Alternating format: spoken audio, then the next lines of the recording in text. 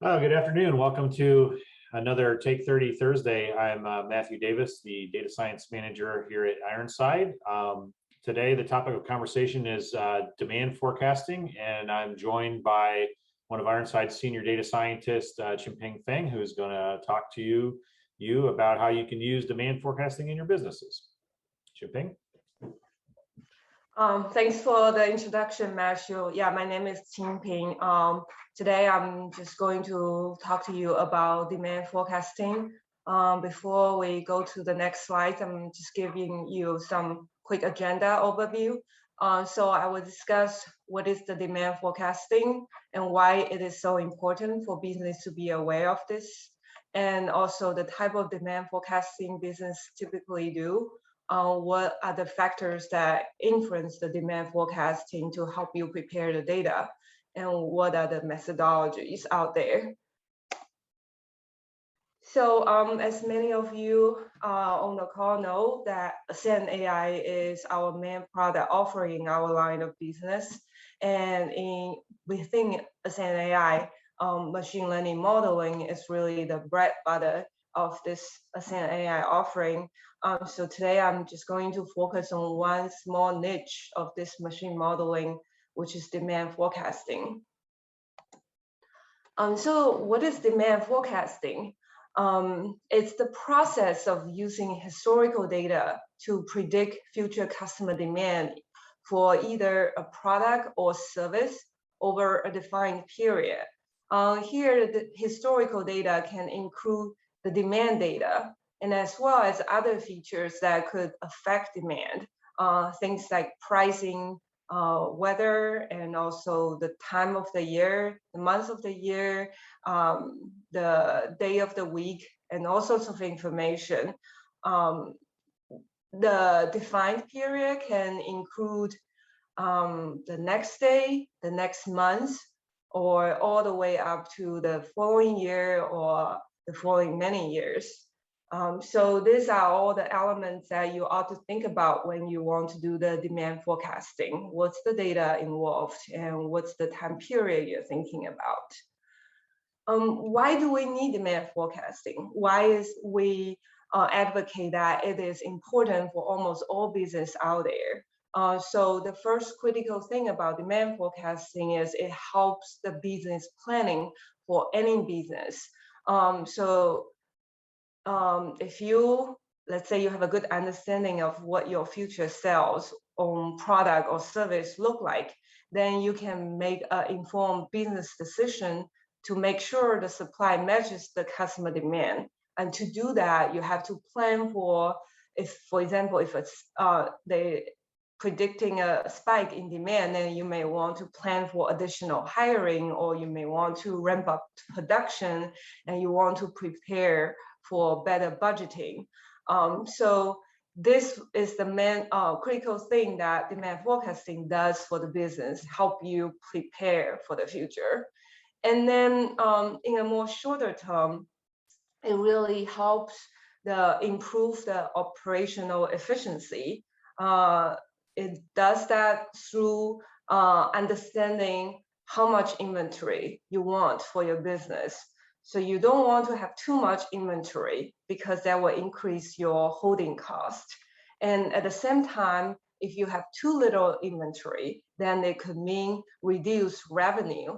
So anticipating the demand would help you to increase the hiring or other resource to keep operation running during the peak period to meet the customer demand, therefore increased revenue. And not to say that we all know that back orders sometimes it's not really good for the business reputation. So yeah, not too much, not too little inventory, and demand forecasting help you with that. And pricing. So if you understand the market opportunity, business can actually effectively adjust the pricing according to spike demand or reduced demand, to the extent that you could still increase the revenue if you can only keep the certain level of demand. If you cannot ramp up the production because of the other shortage, then increase the pricing effectively, still increase the revenue here. So those are key benefit of demand forecasting. And what are the type of demand forecasting? Overall, we can divide it into short-term demand forecasting and long-term demand forecasting. Really, the key difference here is the time window you want to do the forecasting. Short-term demand forecasting, you typically are looking at the following day or following month sort of time window, and it's more in order to inform the day-to-day operation. And particularly if you often foresee a holiday shopping, a spike demand, then you want to have a more accurate prediction on the demand in order to look at the inventory, in order for better inventory planning. And long-term demand forecasting, I would say it's sort of resonate with whatever is happening right now in the economy. We see all sorts of shortage for all type of product or service because of the supply chain challenge. So really, it's because of the economic shock that's happening right now, and due to COVID-19. So this involves much of a longer term view, and you want to actually kick in a lot of external factors, like particularly macroeconomic variable, in order to really better predict what is the demand in a longer time horizon. And also you want to look at overall market trend and overall competition, and also your production capacity. So it's not as so much as day to day, but really help you plan for the future and prepare for a lot of the macroeconomic shock. And so this is an example for short-term forecasting. As you can see, for the XYZ, x-axis it's a daily level data, and the blue line indicates the historical data. So typically what happens is we get the historical data, develop model based on the historical data, and then we forecast on those future period. And as you can see, the dashed line, the green line is the forecasted value, and you can compare that to orange line, which is the actual data that happens in the future. So what are the factors that could influence the demand forecasting? We want to actually understand the factors that influence the demand forecasting in order to know what kind of data we want to prepare for the demand forecasting. A lot of factors can influence demand forecasting, but a few key things we want to keep in mind here when preparing the data. Seasonality is almost always a factor for any sort of products or service. So when we talk about seasonality, you can think of longer term, it's months of the year or a quarter of the year, but also you could also think at the day of the week, and also whether it's a holiday or not, even sometimes whether it's business hour or not, could also influence the demand.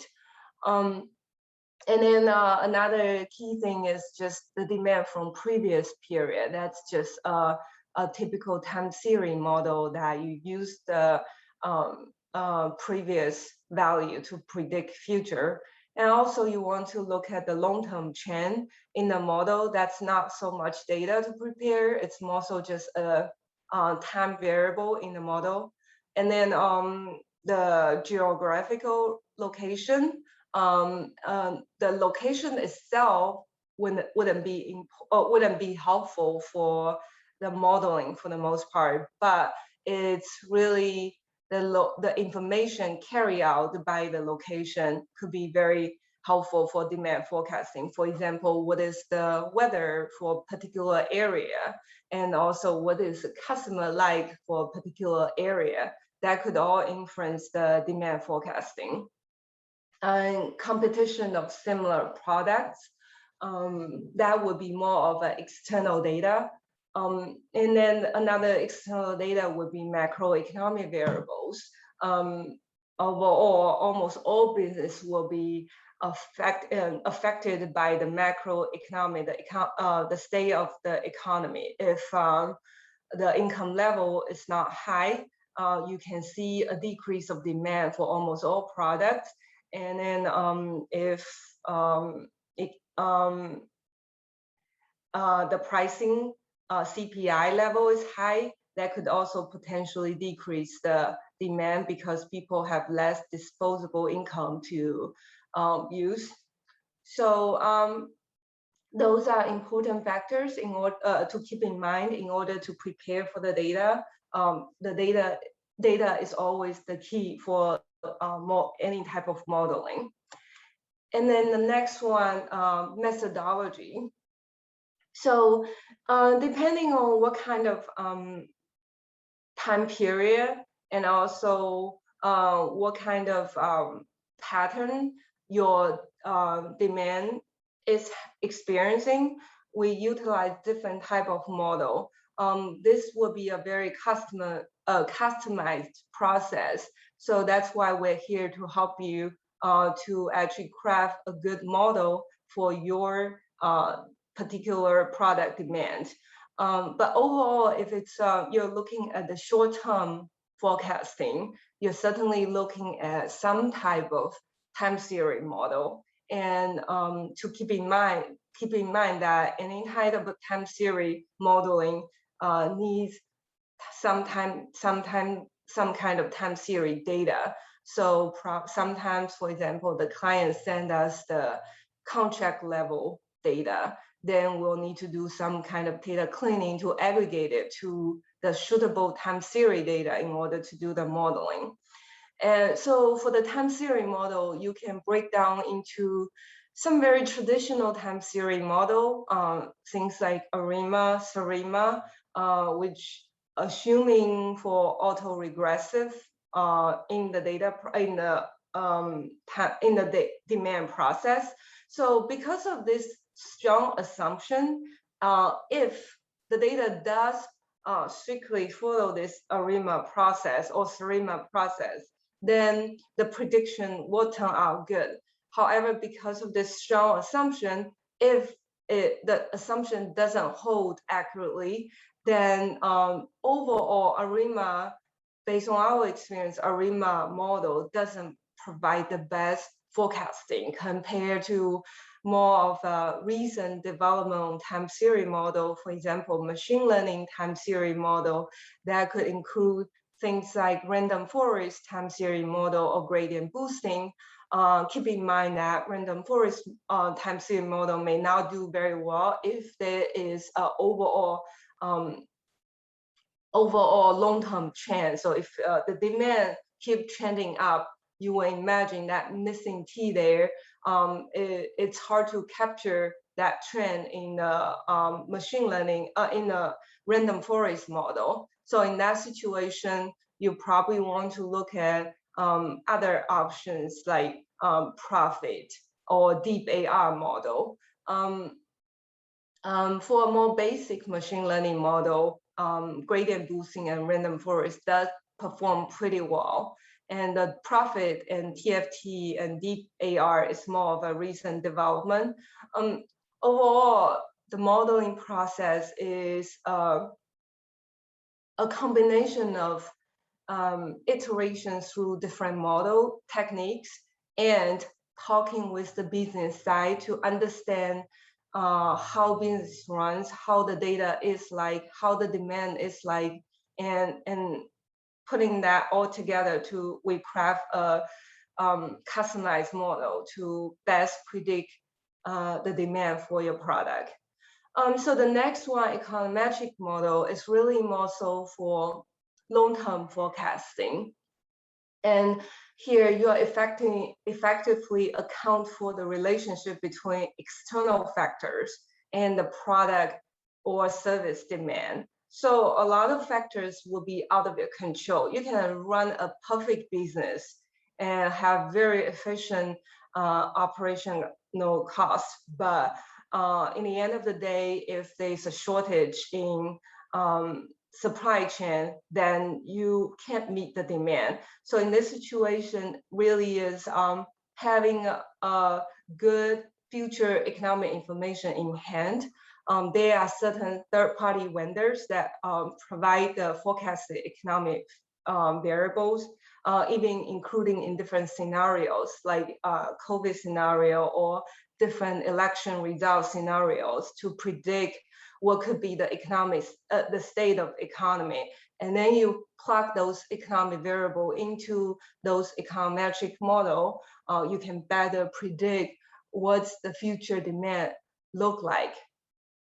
So here the external factors could just include things like overall macroeconomic variable. A few classic ones include unemployment rate, median household income, and also you want to look at the long-term industry trend and economic shock like COVID event or overall supply chain issues. So that's the two breakdown of the methodology. Short term, you want to look at time series model. Longer term, you want to employ better economic forecasting data.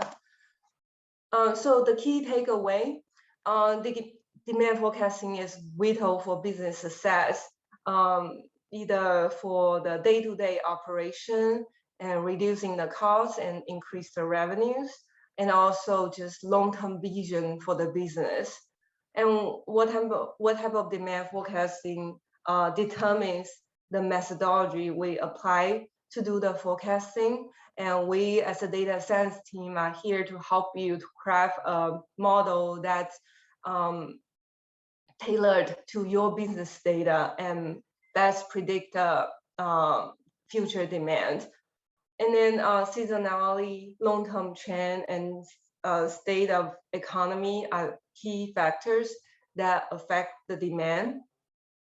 So so here is what I have for the demand forecasting. Are there any questions?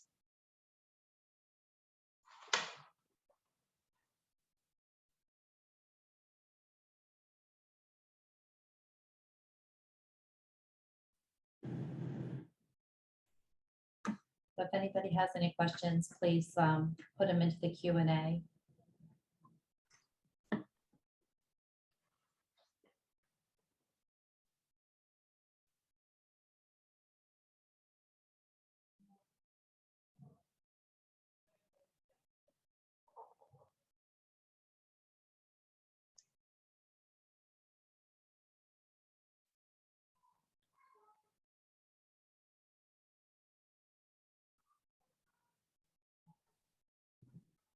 Samantha, I see one question from the audience. Do you want me to ask it? Do you want to ask it?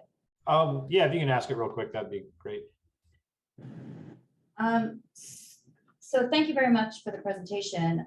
Curious, how do you typically use in business the insight that you create from demand forecasting?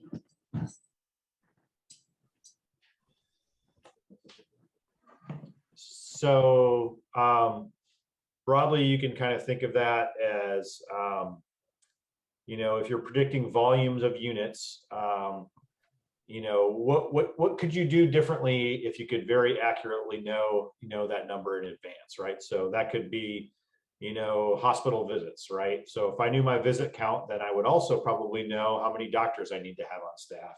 I'd also probably have an idea what my revenue is, and then I could start setting budgets. So I think they really revolve around setting budgets and expectations and planning. And then also, you know, avoiding stockouts. That's another classic example. So if I can see that, you know, on Friday afternoon, you know, I'm starting to get a ton of demand. It happens almost every Friday. for a particular service, then I can arrange my business around that, so to avoid that.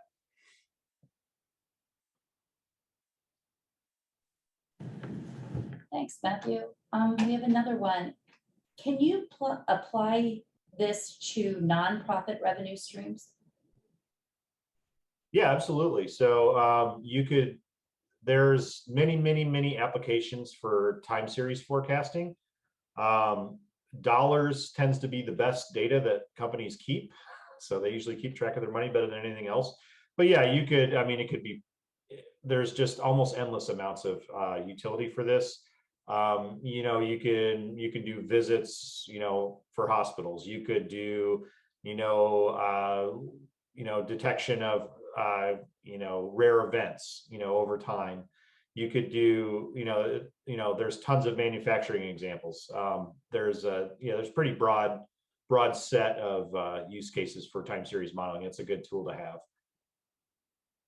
You could predict where the next hurricane is going to go. That can be set up as a time series forecasting problem.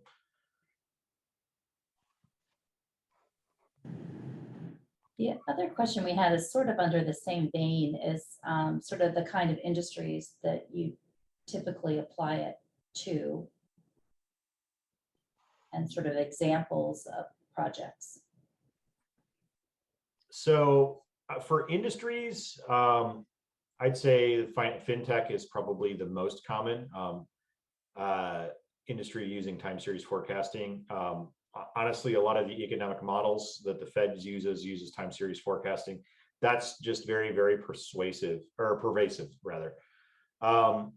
With that said, that's not limited to it's kind of a way to frame a problem, and if you can get useful insights from that, then that's a useful frame. Some specific examples we did were with a client that was essentially they were a rental company, and they had a 2 series problem, one of which was, they were renting pieces of equipment, and those pieces of equipment get returned, right? So they wanted to understand both of those problems, because they didn't want to be in the position of running out of equipment to rent, right? They wanted to be able to set expectations with their franchisees as to, well, you guys better be ready because all your equipment rents on this particular day of the week. The other side of that coin was, we were also able to predict basically when it was going to be returned, which in this particular case was extremely important to that business. So knowing those insights in advance was very helpful for them, because basically they, in this context, you're really using this analysis to organize the business, rather, if that makes sense. Well, thank you. I don't see any more questions coming in. So thank everybody for their time and for joining us on this week's Take 30 Thursday. Always go to ironsidegroup.com/resources for past recordings, or to see what Take 30s we have coming up. Thanks, and appreciate your time today. Take care. Thank you.